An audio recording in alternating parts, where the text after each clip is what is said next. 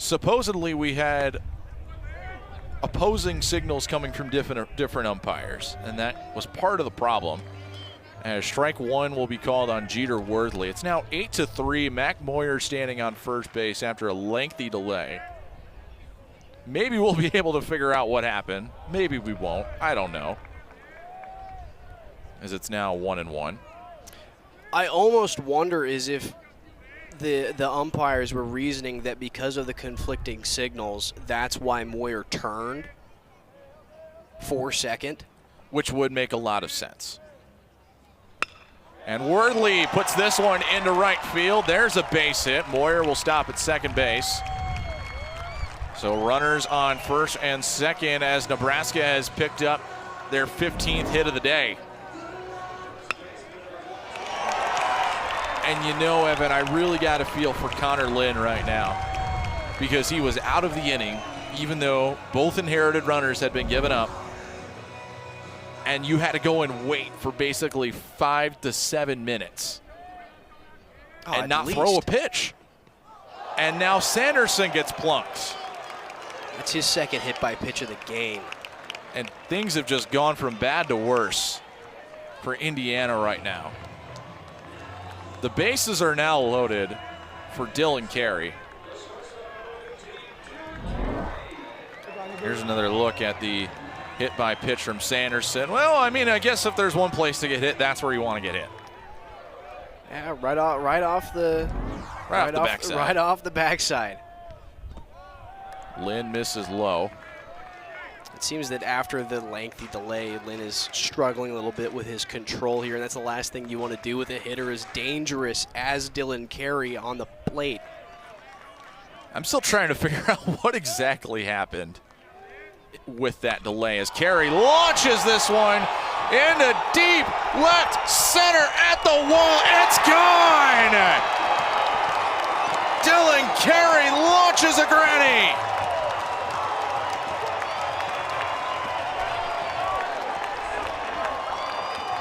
Not only is it broken open, it's completely torn apart. 12-3, Nebraska leads. An 8-run 7th inning. This Nebraska has been in quite a while. Remember, we started out 14-1 in the first 4 minutes of this contest. Loose ball now as Smith gets double teamed. It's off of Mast's foot. Smith was having a hard time corralling it. It'll stay with the Boilers. Yeah, again, Smith just trying to dive in. Screen set there by Mast or something. There was a screen set somewhere. Hoiberg almost stole another loose ball. Smith kicks out. Harris for 3, not there, and Hoiberg with the board. Another empty possession for Purdue extends the scoring drought. Jacobson almost had a 3 on the other side, didn't take it. Sanford now will go for it, and Sanford connects. And Nebraska is within 11. It's the closest they've been since the start of the game. And the crowd is back into it. 11 minutes to go. Clough will go out to Harris, who goes off to his right and is fouled with a kick. Sanford lets out a scream.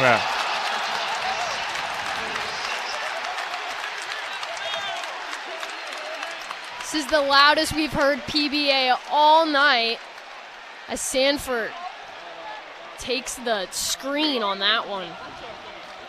Nebraska has a chance to get it to single digits for the first time since we had 2 minutes into the contest when Purdue was shooting the lights out of the ball from beyond the arc. Nebraska trying to set up the possession with 15 on the clock, and Sanford is pushed back all the way to center court. Now looking to drive in. Sanford still trying to make something happen. Goes up with the right hand, rolls around, and we are within 10. Sanford, again, getting on the board, something Nebraska needs with 10 points now for the Huskers. 52-43, Purdue leads. Mayer in trouble. Harris trying to go to work now. Back to Mayer. 12 on the clock. Hoffman-Red looking to drive. Puts it up. Bounces around and gets the roll. And Purdue puts an end to the 12-0 run over the last 3 minutes, ends their own scoring drought. Now Hoiberg trying to dig in. Out to Jacobson, as to Corral after an awkward pass. Sanford tries the three, and Sanford is too strong. Loose ball on the deck. No whistle, and Smith comes up with it. We play on. Smith gets it across for under 10. Kaufman-Renn thought about the three. Now we'll go to Mayers. They're trying to slow this pace down. They'll find Smith with 12. 54-43. Boilermakers in front. Mayer backed up. Smith goes out. Three on the way from Kaufman-Renn. Not there. That was a forced shot as he had Sanford in his face. Malk will serve it across. Klein goes to set up for the slide from Patak, and that's starting to work a little bit more. We mentioned the aces for Nebraska coming into tonight, 132. Second lowest in the Big Ten this season. But then you look at the aces percent, it's a little bit better. About 1.5, it's 15th. Served across from Nelson. Riley sets a back row attack from Sigler. Look out! A former National Player of the Year in Terea Sigler is heating up. And that's why it's so hard to keep this Nebraska offense down, because even when they don't go at their best players, they can have a player like Terea Sigler get in there and get a kill. Murray will serve it across. Swanson will try and get it.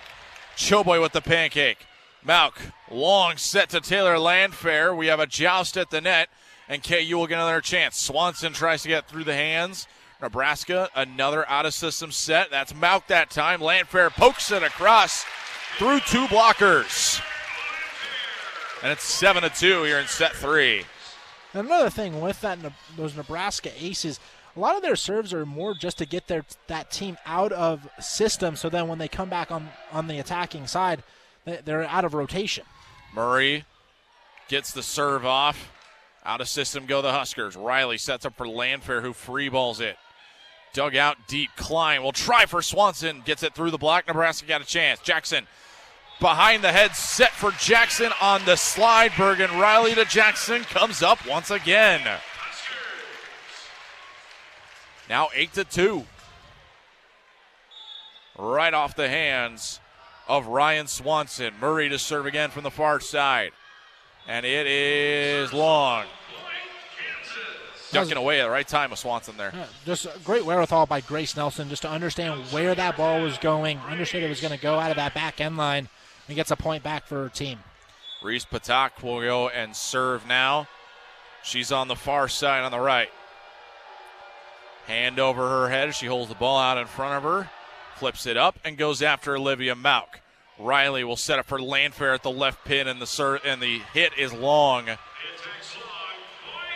And a side out here for KU. Landfair just wasn't able to snap her wrist all the way down to get it to go down cross court. Just a little high. So here we go. Kansas stacking 2 points in a row.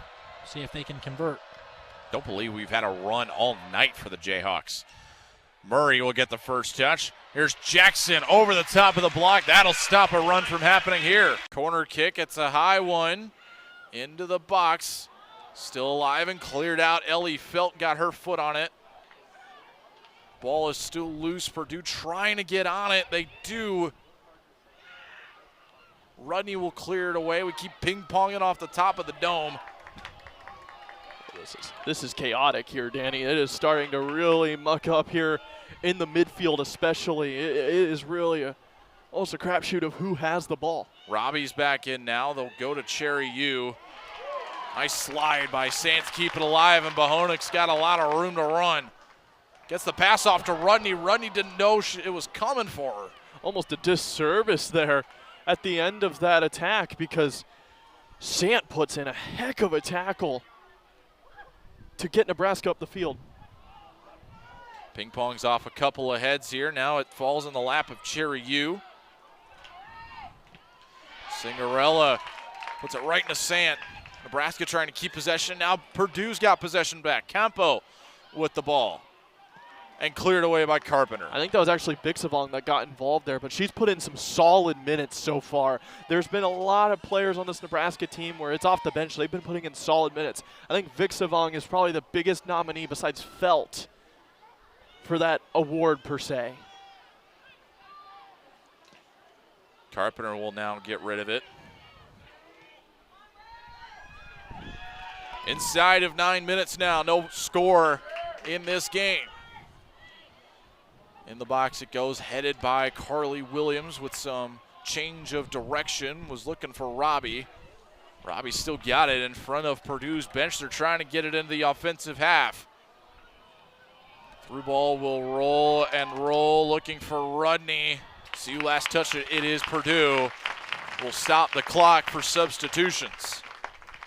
Tell you what, though, Danny, on the other side, that cross towards Cinderella had some wicked curl on it. If there was any contact on it towards on frame, it was coming fast towards Villa. Makovic re-enters for Ellie Felt. 8:20 on the clock. No one has put one in the net yet. Should this score hold, that would be the 4th tie for Purdue this year, 2nd in conference. Would be the 6th for Nebraska, 4th in conference. Now inside of 8 minutes, Lorna Anglin getting instructions from the bench. This will be corner number 5.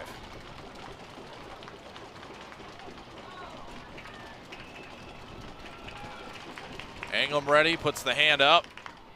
Line drive attempt. Ricochets back to Waite. They'll go it after Anglin.